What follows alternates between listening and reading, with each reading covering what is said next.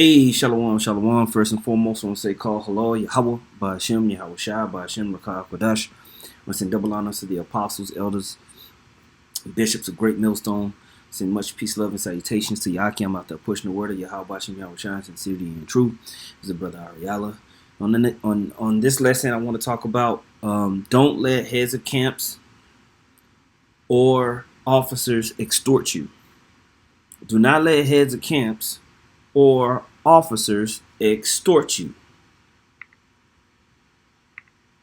Now, this is something that's been going on for a while. Something that we hear at Great Millstone frowned upon big time, but it's not like it has not happened in Great Millstone. Over periods of time, and as camps grow, it's something you have to watch out. Recently, there was a video uploaded by a former Sakari member talking about it, and it just made me think about doing this lesson. So I just wanted to play the video a little bit, talk about certain mindsets and things to watch out for. Lord willing, this is edifying. Before I start the video, I want to get this word extort, and it says obtained by force or compulsion, wrest away by aggressive means, right? Obtained by force, literally to wrench out, right? To twist. And this is what happens when you get guys that get up in these camps and they go unmonitored, or they have wicked leadership starting from the top. They take advantage of brothers. We heard the stories of men being extorted back in One West, and with Comfy in them, and double tides, and the oil tables, and having the money that you made on the oil tables basically just get taken away from you, and brothers that are sincere thinking, this is the truth, that, I got to do what I got to do, and they get taken advantage of, and it ought not be so. But I'm going to play a little bit of this clip and get some scriptures, and Lord willing is edifying, like I said, man. Oh, I'm a former member of Sakari Hollywood, in LA County, run by Bazak, and I want to address some issues that were never addressed while I was a member of the body. There's two main issues I've had that I want to address, and one is, why is Bazak allowed to extort new members, prospects, and why he's allowed to extort new soldiers, and why he's allowed to run a Ponzi scheme with his apparel company. And why do I say extortion? Well, prospects and new soldiers are immediately met with, if you want to support the body, it'd be a good idea for you to give alms to the camp, which is not an issue in itself, but when you do give the alms, it doesn't go back to the camp. It goes directly into his pocket. As far as my example personally, he told me if I gave him alms, he can guarantee that I passed the soldier's test. See that right there, that bullshit right there. If that's true, that's wicked as hell. And and if you're a younger brother and you see and you hear something like that, it's wicked. What do you mean if I give you money, I'll make sure you pass the test? Basically buying your way in. You opening up an avenue for agents to basically infiltrate the camp easily. And it's just pure as 1,000% wickedness and extortion. And so young brothers got to be able to recognize these things and be able to stand up for themselves. Now, over the course of years, you come in, you're young, you're naive. You'll have an older brother come and be like, hey, Shalom, and that's why we do in this camp. No money is exchanged from brother to brother without it being reported. And then when we find out that that is going on, brothers are admonished, and things. I'm talking about, oh man, I need help with this. I don't care if it's just a little bit of money, man. It needs to be called up, man. Brothers just got to man up and be honest. You down bad for about 60, 70 bucks, it's going to get called up. Because what happens is you have a particular guy, he'll go to this brother for $25, that brother for $25, that brother for $25, and he'll keep running that money scheme over and over, month over month over month over month, man. He'll just rotate out which brothers he do it to. to where he's living off the brotherhood week by week, month by month. You know, taking advantage of brothers' charity and love. So you got to watch out for these things. These are things, that's going on in Sakari, but this happens in all the camps. So you're going to have to have a treasurer. You're going to have people that the treasurer is appointed to report to. Typically, it's the heads of the camps, to say, okay, this some alms came in, this is tithe, some offerings came in. Boom, we put it over here. Oh, we got a monthly meeting. Let's talk about what we got in the treasury vault. So you don't have somebody scheming. So our former head of the camp, we find out he taking the tithe money, eating lunch every single day, not going to work, bullcorning, taking advantage of brothers, man. It ought not be so. You got to watch out for guys like this, man. All right. So you got guys coming. They first coming to the camp. Immediately, this dude apparently is going to guys and pressing them for money. We have our tithes 2 times a month. And you got it, you got it. You don't, man. I'm not finna sit up here and be like, you pay your tithes. You that's between you and Yahweh Shem Yahweh Shai. You know what you got going on. If you have the fear of the Lord, man, it'll snap in to help the brotherhood. 1 Peter 5:1 says, the elders which are among you I exhort, who I am also an elder and a witness of the suffering of Hamashiach Yahushua, and also a partaker of the glory that shall be revealed. Feed the flock of the Most High which is among you, taking the oversight thereof, not by constraint, but willingly, not for filthy lucre, but of a ready mind. Not for money so you can take advantage of people to get bread, but of a ready mind that's here to serve because you want to be a partaker of that glory that's going to be revealed. All right? It says, neither as being lords over the Most High's heritage, but being examples to the flock. And when the chief shepherd shall appear, ye shall receive a crown of glory that fadeth not away. See, what happens is you got guys that are lording over brothers and taking advantage. And we had those examples, in Great Millstone. That's why you got to constantly have checks and balances as things grow, because you get a report from one of the camp heads in your region, and he'll, brothers are always gonna lay it on thick. Yeah, come on, man, brothers, classes is good, man. Brothers doing that thing, I got this one brother I'm kind of working with, I'm just kind of what's some ideas you think I could do to work with him? You thinking it's all good. But then you go and dig a little deeper. You talk to the second in command, or maybe even one of the top soldiers. You find out this dude is Dracula. He extorting brothers for all types of money. Taking going on joy rides with guys that just crossed over into the camp, getting wasted on their dime. So you gotta constantly have checks and balances, man. But younger brothers gotta know when to step up and understand, like, yo, this dude is taking advantage of the brotherhood. I'm like, let me report this up. Because it might be the head of your camp. So you feel stuck. But you gotta step up, man. The second in command, third in command gotta step up and speak up. Even if you feel like you're not gonna be heard. You can't just take a L. Right? Not like that anyway. You take an L because even if you do get extorted and taken advantage of by somebody in the truth, that shouldn't cause you to fall out the truth. Because you understand that's just a man. But the Yahweh Shem Yahweh Shai is operating. We understand that there was extortioners and people that did these things even in an ancient time. And nothing's new under the sun. These things are going to happen. Okay? Because I've been taken advantage of. Brothers that I know real close have been taken advantage of, man. But you learn, you grow, and you don't make those mistakes no more. Matthew chapter 20, verse 25. I got this in the NIV. It says, Yahushua called them together and said, you know that the rulers of the Gentiles lord it over them, and their high officials exercise authority over them. Not so with you. Instead, whoever wants to become a great among you must be your servant.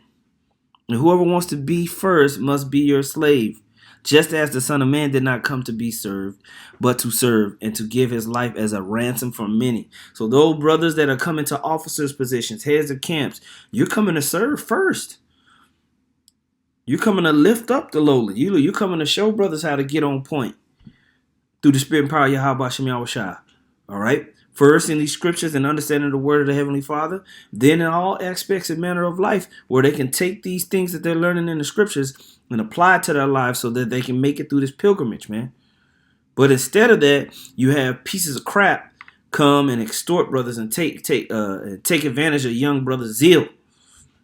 And it ought not be so, man. You know, but I'll say this again. You might have been taken advantage of. You might have had something wrong done to you, but that shouldn't make you fall out this truth if you really believe in it. If you really believe that this is the truth, somebody doing something negative to you or something that bad happening to you amongst the brotherhood shouldn't make you fall out the ministry. And why do I say extortion? Prospects and new soldiers are immediately met with, if you want to support the body, it'd be a good idea for you to give on. I also saw him badger a new soldier to buy him a watch using that soldier's credit, right? Saying things like, why don't you support your sergeant? You know, you have good credit. Absolutely unacceptable. Absolutely 1,000% unacceptable, man. If you young brothers have somebody doing that where you putting your credit up or you co-signing on something that don't even make no damn sense for watches and frivolous crap, it should be a red flag that immediately gets reported. Okay? That should immediately get reported, man. I'll pay the If it was so important, he would go to his higher ups, man. bill. Just put this on your credit, which everybody knows in Sakari that Bazak is not going to pay you back. I also saw him. It's also funny that one of his nicknames amongst his soldiers, one of many nicknames, was the extortionist. Here comes the extortionist. It's also funny that one of his nicknames amongst a soldier that left, he badgered him into buying plane tickets to Atlanta. All right, and the soldier didn't have a problem doing it. He just asked Bazak to make sure he got paid back because he had bills coming up. And of course, Bazak never paid him back, right? Which would put that soldier deeply in debt. That's why we don't do one-on-one shit like that, man. These guys have a big enough camp to where if a brother is in dire need to do something, or let's say somebody's about to make a travel to another camp, and the brother's short, you got a camp full of guys. Well, why can't everybody just put $5 to $10 on it, man? That's why we don't do that one-on-one stuff, man. It gets reported to the group, and the group makes a decision on how they're gonna move forward, man. Guys gotta have to set up order. You gotta have order, man. And this shows how out of order this group is, man. That's completely out of order. This is Ezekiel chapter 34, verse 1 in the NIV. It says, "The word of the Lord came to me, son of man, prophesy against the shepherds of Israel, prophesy and say to them, this is what the sovereign Lord says. Woe to you shepherds of Israel who only take care of yourselves. Should not shepherds take care of the flock?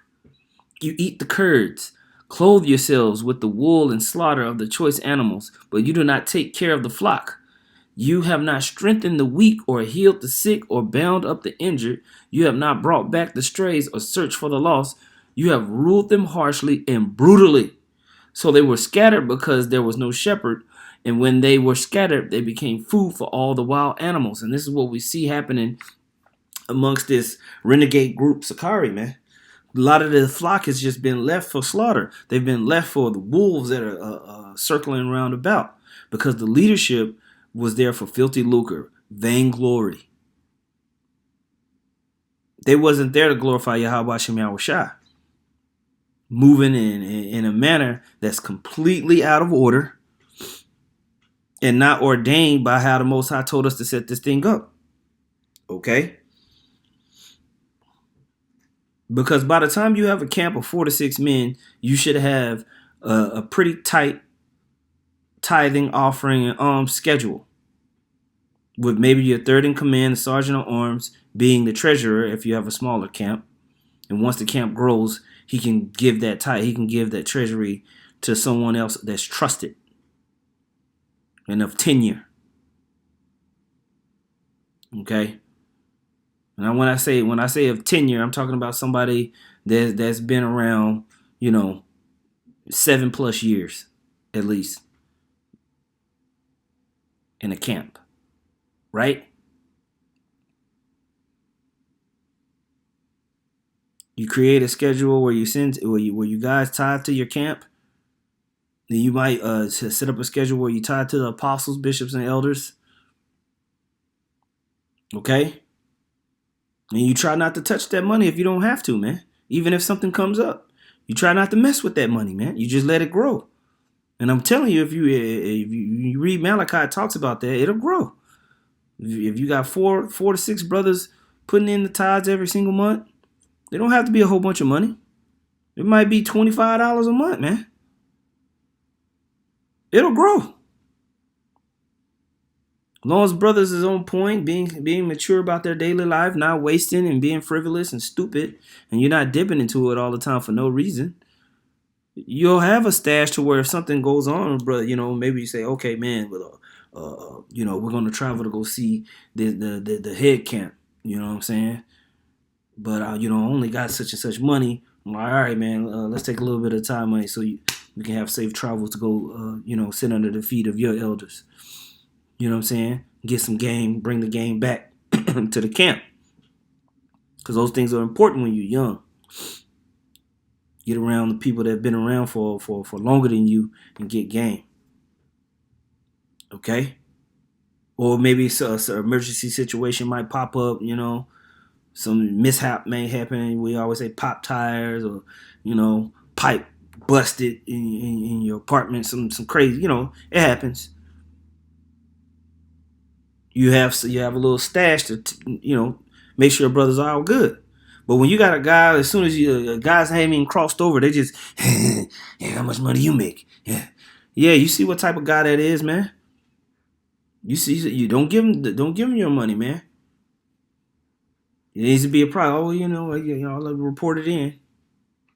And if it's the head of the camp, that's when the officers got to step up. We've seen that too.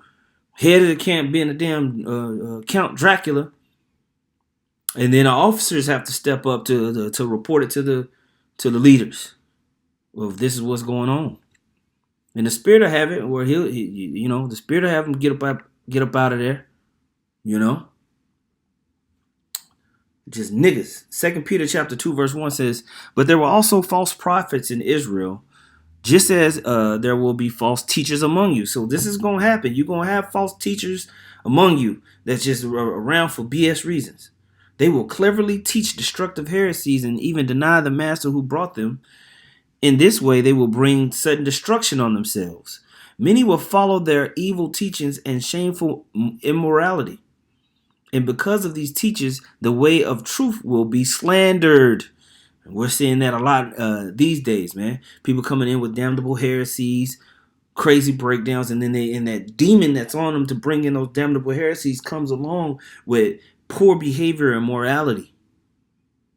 And that's why they'll be willing to extort brothers and lie and scheme and plot. And then it makes the whole this whole thing look bad. You just recently had this one guy, I was watching Apostle Har. He used to be an Israelite. He's like, I don't want to be an Israelite no more, man. It's hard. People don't like us. I can't do what I need to do. So he quit. Which you can't even quit being a Hebrew Israelite. That's who we are. But he quit, so to speak. All right. Verse 3 says, in their greed, they will make up clever lies to get a hold of your money. But the Most High condemned them long ago, and their destruction will not be delayed. See? And that's what happened here. You see this guy's reporting of schemes, and in his greed, he's just looking at how to get money out of people, man. Hey, man, put your credit down for this watch. Just a real filthy piece of crap, man. But when you have leadership that's out of order, these are the type of things that you get. And man, I'm gonna tell you right now, here in Great Millstone, the apostles don't go for that, man. They don't go for that. They find out one brother's going to this guy behind the scenes and getting, $50, and then he'll go to this guy. You even had guys calling. I mean, shoot, man.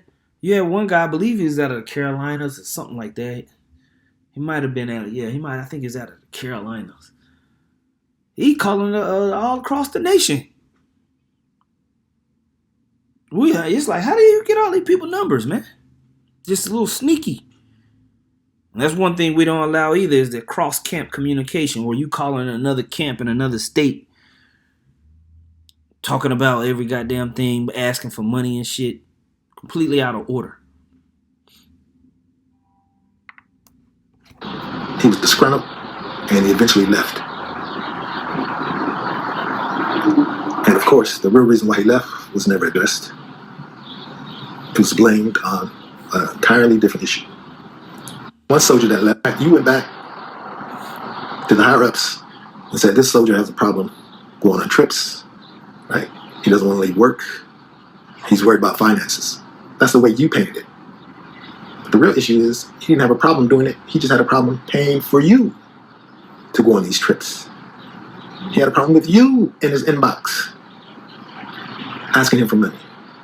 That's what the issue is. It wasn't with the soldier not wanting to be dedicated to Sakari. I'm gonna tell you right now, man. If you're a younger guy in Great Millstone and somebody's DMing you or in your inbox asking for money, they're out of order. They're out of order, man. If you need help with something, you request it to the officers and elders within the camp, and it gets delineated throughout the camp, man. This type of stuff right here should not be going on in Great Millstone. He didn't want to be dedicated to your pockets. You went back. Now, the reason why I say he's running a Ponzi scheme is because you would order product and he would pocket some of the money. And in order to get your order fulfilled, he would have to wait until someone else bought. And he had no problem explaining that to you.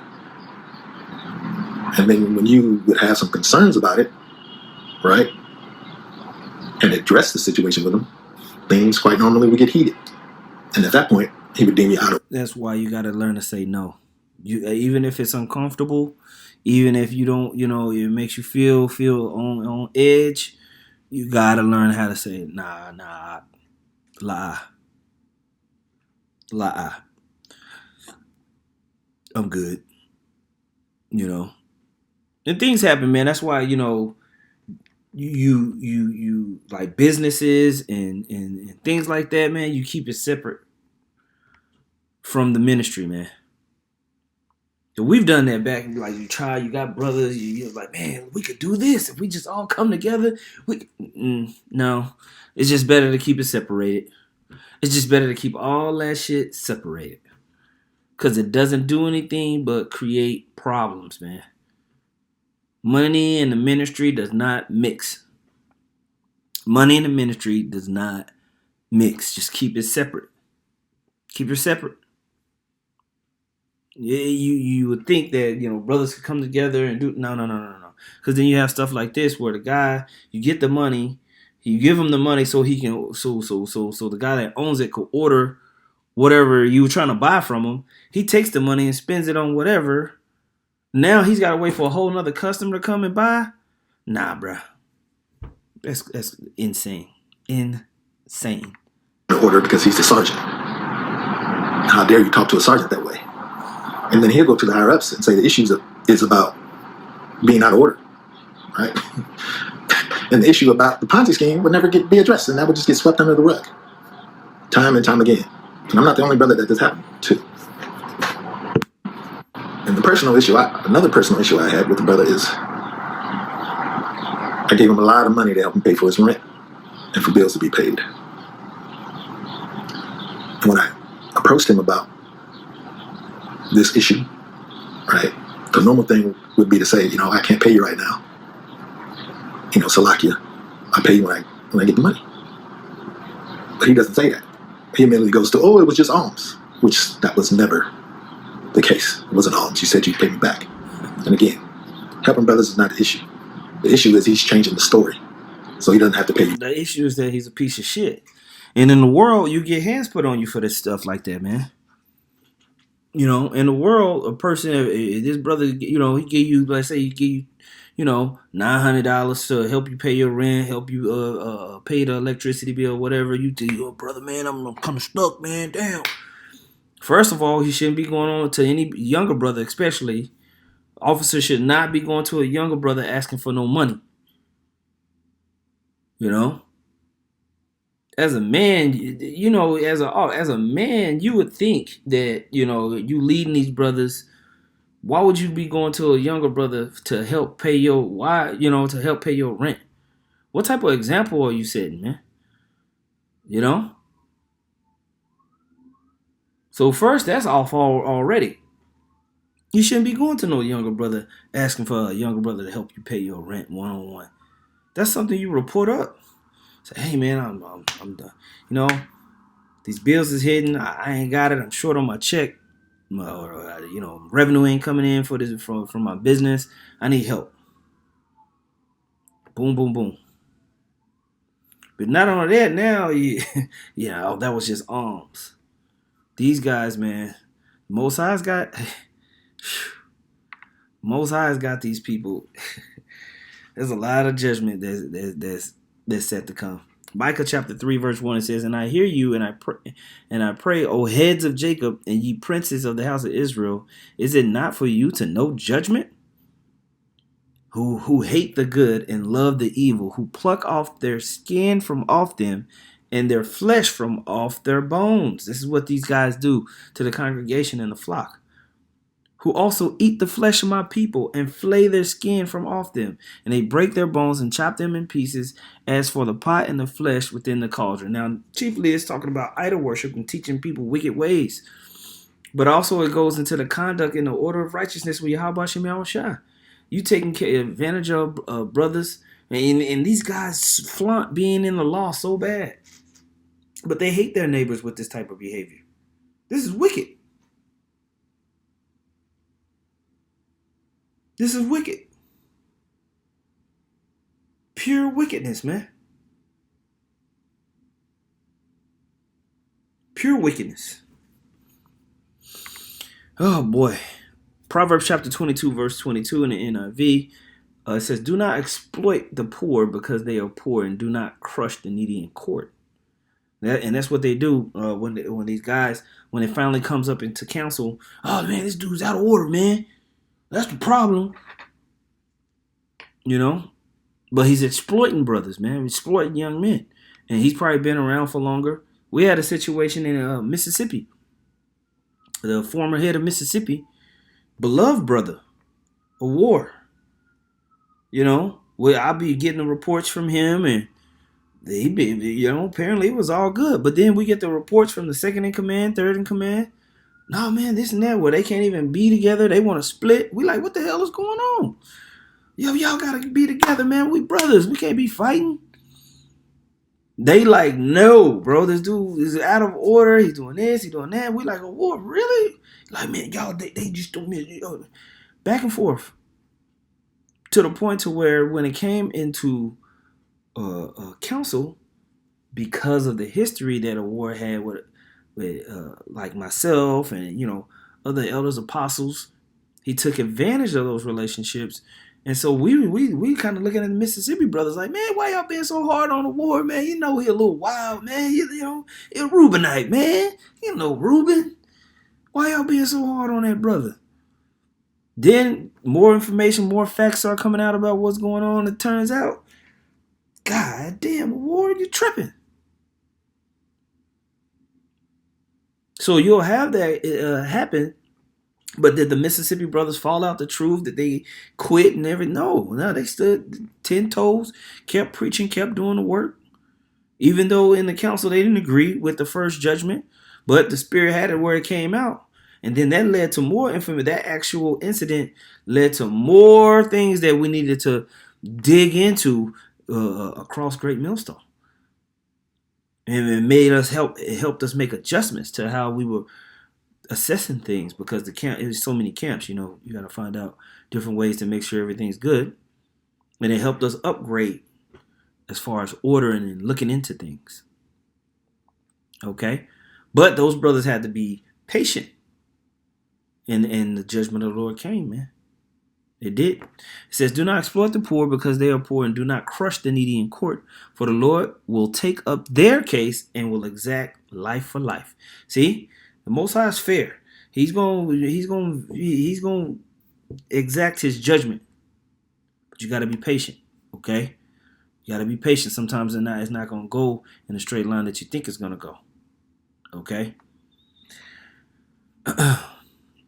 First Timothy chapter 6 verse 3, it says, "If anyone teaches otherwise and does not agree to the sound instruction of our Lord Yahweh Shah HaMashiach and to godly teachings, they are conceited and understand nothing. They have an unhealthy interest in controversies," right?